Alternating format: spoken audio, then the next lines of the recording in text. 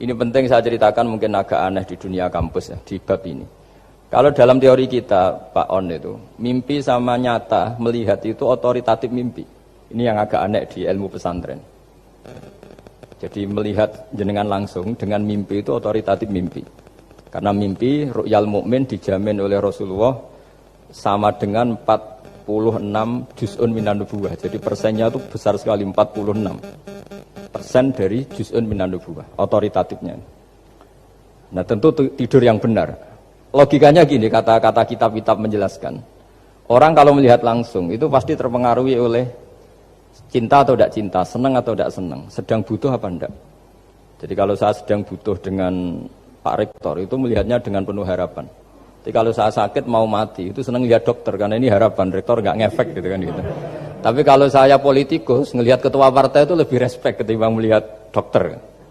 Jadi gara-gara banyak kepentingan ini melihat itu nggak pernah jujur gitu. Nggak pernah jujur. Jadi kebodohan manusia justru karena melihat itu kalau dalam teori kitab. Makanya kalau dalam teori pesantren itu kebalik, anna sunyamun wa idza matu intabahu. Manusia itu hakikatnya tidur, baru setelah mati bangun. Misalnya kita di dunia nganggap uang itu penting, harta itu penting, jabatan penting. Setelah kita mati ternyata yang paling penting itu hanya sujud.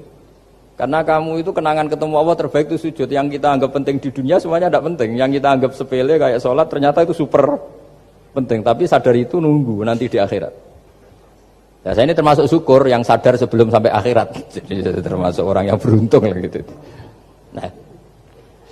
Nah, kenapa mimpi itu begitu penting? Karena tadi ketika orang tidur itu off semua, sistem sarafnya, sistem apanya. Yang ada hanya pengendalian Tuhan. Karena dia tidak bisa mengendalikan dirinya sendiri. Apalagi kalau tidurnya benar ya tentu pakai wudhu, terus pakai doa-doa, terus menghadap kayak mayit itulah, standar mayit itu menghadap ke kiblat kayak posisi mayit itu. Sehingga dia ada intervensi pada dirinya sendiri, ya tidak punya keinginan dari dirinya sendiri. Kamu kan nggak bisa ingin, wah tidur ingin ketemu wanita cantik kan tidak bisa nentukan gitu. Akhirnya ya benar-benar hanya milik Allah. Apalagi kalau kita bacanya benar, terus pikirannya benar. Makanya uniknya dalam Islam adalah doa mau tidur dengan wiridan setelah sholat itu ajarannya Nabi banyak mau tidur. Wiridan subhanallah 33, alhamdulillah 33, Allahu akbar 33 dan disempurnakan seterusnya itu. Itu ijazah Nabi kepada Sayyidah Fatimah itu untuk mau apa? Tidur. Bismika wada'tu jambi wa bismika arfa'u. Sampai doanya panjang.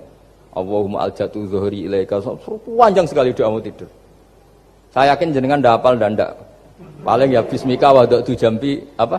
Bismika Allahumma ahyawamu. Itu sebagian ustadz bilang itu doa ngaji katanya. Ada seorang ustadz saking mangkelnya, ibu sudah baca doa ngaji? Belum, tak juarai. Bismika Allahumma ahya bismika wa amut. Wah itu kan doa mau tidur Pak Ustadz. Iya biasanya kalau ngaji tidur. Jadi doa itu kalau itu doa mau. Akhirnya mimpi itu penting. Karena di situ manusia nggak punya nafsu, nggak punya keinginan. Sehingga yang ada itu kata Nabi itu ada sittatun wa arba'una juz'an minan nubuwah. Sehingga dulu itu mimpi itu jadi sarana betul. Kita tahu kan cerita orang-orang dulu. Fir'aun itu kurang jahatnya, kurang kelirunya. Dia mimpi ada api dari Bani Israel yang membakar kerajaannya. Dan semua pentakwilnya sepakat itu maksudnya Anda akan dihabisin kerajaan Anda oleh bayi dari Bani Israel. Begitu juga raja zaman Nabi Yusuf. Itu mimpi kalau ngalami ada 7 sapi yang gendut dimakan oleh 7 sapi yang kurus. Jadi mimpi itu sarana bahkan dari orang kafir. Karena ya tadi yang preman ya enggak ada premannya, yang soleh ya enggak ada solehnya, semua dikendalikan oleh Allah Ta'ala pas tidur. Sehingga tidur ini menurut agama lebih otoritatif, asal dengan tidur yang benar. Jangan tidur sambil ngerokok terus terbangun karena ininya kena itu. Nah, cerita-cerita unik begini kalau tidak orang pesantren itu tidak tahu. Karena ini memang khas-khas pembalikan satu fakta yang diyakini orang banyak. Sehingga ulama dulu itu cerita, ini saya teruskan. Imam Amudi itu akhirnya murid-muridnya mimpi. Mimpi di situ tanya, Pak Ustadz, Anda masuk surga enggak ketika hidupnya hanya nerangkan matematika? Oh iya, saya bahkan enggak sekedar di surga. malaikat dikumpulin Allah untuk mendengarkan presentasi saya ngajar matematika. Jadi kata dia cerita Allah bilang gini ke malaikat, hei para malaikatku, kenapa kamu iman sama saya? Ya karena saya melihat engkau ya Allah, melihat kekuasaan engkau. Tapi imannya orang ini itu melebihi iman kamu. Wah ya tidak bisa saya melihat engkau langsung, ini tidak melihat engkau langsung. Kenapa begitu yakin seperti yakin kita? Oh iya. Terus Imam Amudi, silahkan ajari matematika. Imam Amudi mulai ngajari matematika. Terus beliau ngajari ya sederhana.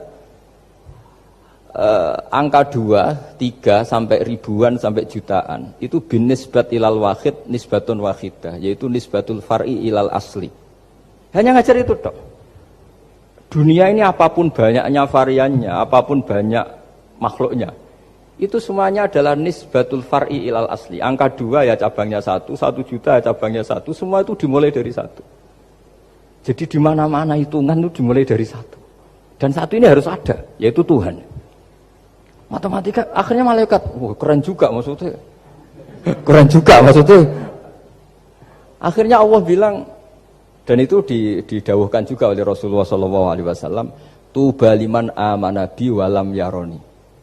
Yang hebat itu imannya orang yang enggak melihat saya. Makanya masyhur itu malaikat ditanya Allah, siapa imannya yang paling kuat? Ya kita, karena melihat engkau langsung ya Allah. Para nabi. Terus tapi yang dari sekian pertanyaan itu jawab sama, yang paling ajaib adalah umat-umat Muhammad di akhir zaman, enggak menangi nabinya, juga enggak pernah lihat surga neraka, tapi iman sama saya. Dan mereka punya cara untuk imannya itu berkualitas sama dengan kamu para malaikat. Ya diantaranya dengan cara logika tadi yang saya utarakan tadi. Am khuliqu min ghairi syai'in am humul khaliqun. Kalau alam raya ini wujud, maka penyebabnya harus sesuatu yang wujud.